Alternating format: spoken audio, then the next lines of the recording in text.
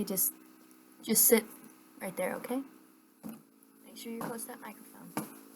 All right then. Okay. Please state your name. You don't know who I am. I am the Killer Quill. Why are you here, Miss Quill? I had a chance to voice myself to the world. I took that chance to show who we are. I see, and you don't want your identity shown. No, May I ask why? the world is not ready for that. What makes you think that, Miss Quill? There are many things in this world that are what they are, but such denial is chaotic. This is why it's not ready. You are very right. I am sure you share my same opinion. However, what is your thoughts on the Slenderman stabbing and the documentary based on it? Alas. It upheld denial at its highest respect. Yet those children... those children were fools. They did something they truly didn't understand. Yes. And if you were human, you would be the oldest living human, wouldn't you? Yes. What year were you born, Miss Quill? 1895. Well,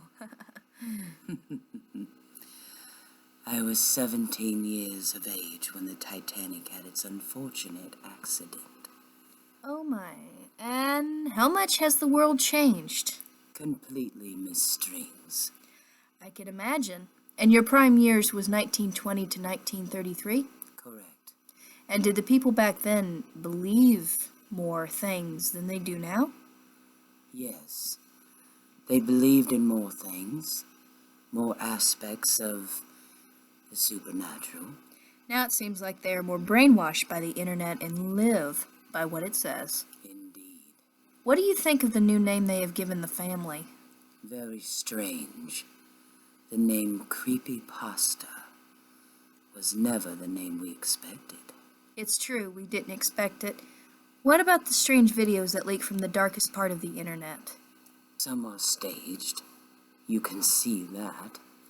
However, some are not. I see, but what is your thoughts on my channel?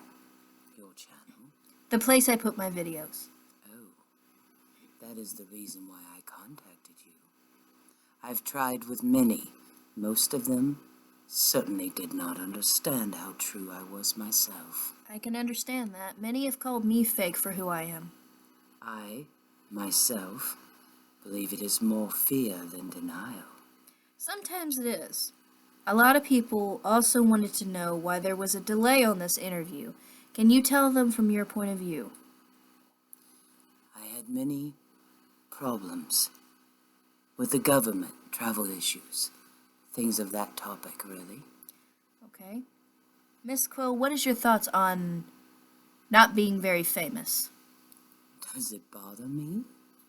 Absolutely not. For a while, I preferred to be unknown. However, perhaps it is the truth that I prefer. I think we all prefer the truth. So, since you were from Prohibition, and also from the Depression, what was it like to see people like Al Capone, Bonnie and Clyde die and being put into a history book? It is hard at first. Some of them were rivals of mine. Yet, when a bootlegger sees his fellow runners die, it can take a lot to get used to. Oh, yeah. And seeing things like World War I and World War II happen, and now seeing the very few veterans left, that has to be hard too. It is. My husband was drafted into World War I, and he never returned. What did you do after that? I did not grieve. I decided being wild and free was best. Was that your coping method? No, it was my life. I understand. And how about seeing the different presidents come and go, seeing Kennedy being assassinated and Trump elected?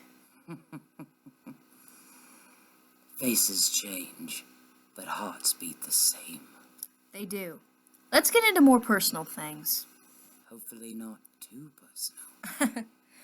It's not like I'm going to ask you what your husband's blood type was or anything. Oh, negative. Well, okay then. All right. Where are you from originally? New Orleans, Louisiana. One of the best city there is. Did you have any kids? Yes, a daughter. Do you know her? Yes, she knows what I am. She is one as well. My contacts have said that you had a romantic duo with Charles Matheson. Is that correct?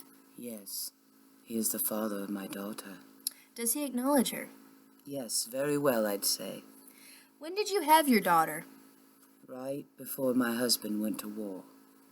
He was convinced it was his child, and that was not the case. I was pregnant a week before we got married. Is your daughter still alive? Yes, she is but a shadow. The world would know that as she is a pasta. I am not up to date with the terminology. I have picked up a few things. You're doing great, don't worry. What about your parents? They both died of consumption. I was put into an orphanage when I was 7 years of age. Is there anything you knew about them? My mother worked at a brothel. My father was one of her patrons, and she had me. They lived on the shore of the Pontchartrain along with my grandmother, whom passed away from a drowning accident. Quite the life. Despite your mother being a prostitute, was she a good person? I truly did not know. Both of them were absent most of the time. My grandmother spoke only French, yet she tried, as best as she could, to raise me. But you pretty much raised yourself. Yes. So you have told me that you were rivals with most bootleggers, but which one did you not mind?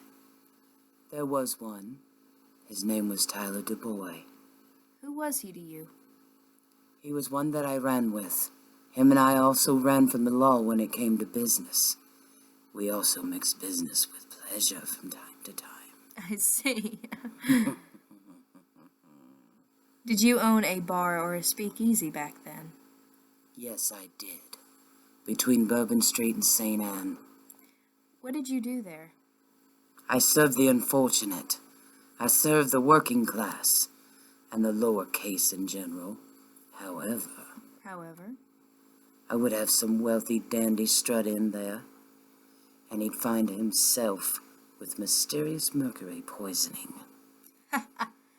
So, this was before you were a pasta or a moonshadow?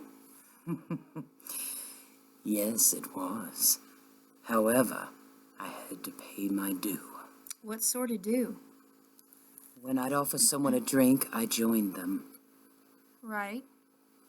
Well, I toasted someone who I thought was a fisherman, but it turned out to be one of my rivals, Johnny Babbitt. He poisoned my gin with extra mercury. Why did he do that? I had poisoned his brother's drink and killed him. I suppose it was to get even. Then what happened? I dropped to my knees, and that was the last I remember until I woke up in a small, dark enclosure. Okay. I felt something under me, and then I felt dirt. I found a weak spot in the enclosure and busted it out. It was then when I realized I was buried in St. Louis Cemetery, and the strange objects I felt under me were the remains of my grandmother and parents. Interesting. Did that traumatize you at all? No, but how else would I get my grandmother's ring, dear? Not without a fight, I suppose. After that, I wandered the streets for a bit, and then something occurred to me. And what's that? Prohibition was over. Most of my contacts were in prison, and those that were not were dead and gone by then. Quite the shock. It was. I had even forgotten about my daughter, but she was taken care of, the speakeasy, while I was gone. So you basically were deceased for 9 years? Yes. Wow. How did you live by day? I still ran alcohol as if it was prohibition. It was and still is the only thing I know. I did find out that Tyler was still alive. He sheltered me for a while. How did he take that when he saw you? Well, I assumed I looked as normal as I ever had, but he said I looked different. He took me in regardless. How How different? Basically, how I do now. I hadn't looked in the mirror, and when I did, I liked it better. What would you think about me doing a video on you? Sounds good to me. I just don't want my face shown. That's easily done. Well, Miss Quill, one final question. Mm-hmm. What do you have to say to the world of non-believers?